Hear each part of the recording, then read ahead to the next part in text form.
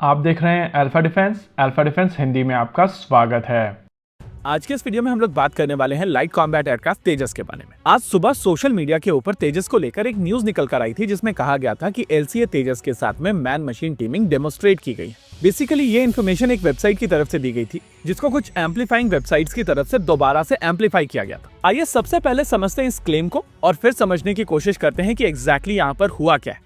2 दिन पहले एक एरिया वार्निंग निकल कर आई थी जिसको कोड करते हुए हम लोगों ने पूछा था कि शायद यहाँ पर मैन मशीन टीमिंग का डेमोस्ट्रेशन हो सकता है। हमारे उस कोड को बिना समझे एक स्पेसिफिक वेबसाइट की तरफ से उसको न्यूज बना दिया गया और फिर कुछ वेबसाइट्स और हैंडल ने उसको एम्पलीफाई करना शुरू कर दिया। देखिए, इस सिचुएशन को समझने के लिए आपको पूरी डिटेल समझनी पड़ेगी और इसी वजह से मैं कहता हूँ कि डिफेंस न्यूज थोड़ी ज्यादा कॉम्प्लिकेटेड होती है जिसको समझना जरूरी होता है। आमतौर पर कुछ मेन स्ट्रीम मीडिया चैनल्स को जो भी इन्फॉर्मेशन मिलती है उसको वो बिना सोचे समझे एम्पलीफाई करना शुरू कर देते हैं और बाद में जब वो चीज होती नहीं है तो इंडियन इंडस्ट्री को बैश करना शुरू कर दिया जाता है कि जो चीज प्रॉमिस की गई थी वो डिलीवर नहीं की गई।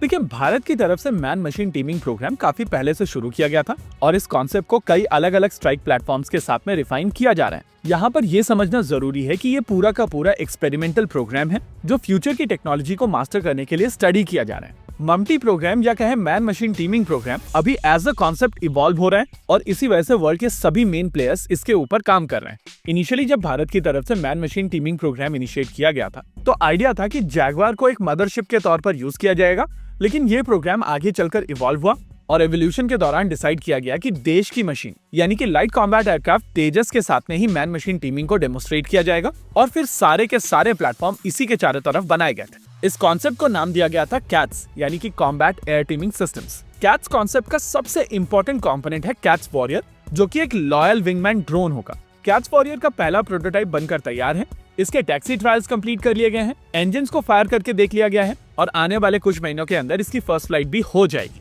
दूसरे कंपोनेंट की अगर बात की जाए तो वो है कैट्स हंटर।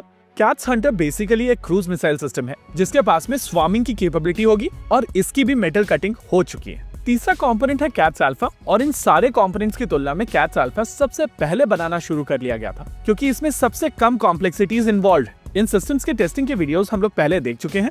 इसके अलावा कैट्स प्रोग्राम में एक कंपोनेंट और था जिसका नाम था कैट्स इन्फिनिटी और इसके भी स्केल्ड प्रोटोटाइप हम लोग उड़ते हुए देख चुके हैं। एनएएल और न्यू स्पेस रिसर्च अपने अपने सूडो सैटेलाइट का प्रोटोटाइप ऑलरेडी उड़ा चुके हैं, यानी कि ये कॉन्सेप्ट भी प्रूव हो चुका है। इनफैक्ट जैसा कि वीडियो की शुरुआत में हम लोगों ने कहा था कि ये कॉन्सेप्ट अभी भी इवॉल्व हो रहा है और इस एवोल्यूशन को आप समझ सकते हैं एचएएल के ओमका प्रोग्राम से। इनिशियल प्रोग्राम के दौरान ओमका कॉन्सेप्ट नहीं था, लेकिन बाद में एचएएल की तरफ से अपने एक किरण एयरक्राफ्ट को मॉडिफाई करके उसको ऑप्शनली मैन बनाया और डेमोस्ट्रेट किया ऑप्शनली मैन कॉम्बैट एयरक्राफ्ट यानी कि ओमका को। बेसिकली 2 दिन पहले एक एरिया वार्निंग निकल कर आई थी जिसको हम लोगों ने कोड किया था कि यहाँ पर एलसीए के साथ में ममटी डेमोस्ट्रेशन हो सकता है। रीजन था कि एग्जैक्टली यहीं पर लगभग 1.5 साल पहले ममटी डेमोस्ट्रेशन हुआ था। इस ममटी डेमोस्ट्रेशन के दौरान एक एलसीए एयरक्राफ्ट टेक ऑफ करता है जिसके साथ में 2 अनमैन्ड यूएवीज को भी लॉन्च किया जाता है। इस डेमोस्ट्रेशन के दौरान एलसीए तेजस का पायलट इन दोनों अनमैन्ड एयरक्राफ्ट के कैमरास को एक्सेस करता है, साथ ही यूएवीज की हेल्थ मॉनिटरिंग डेटा को भी कलेक्ट करता है।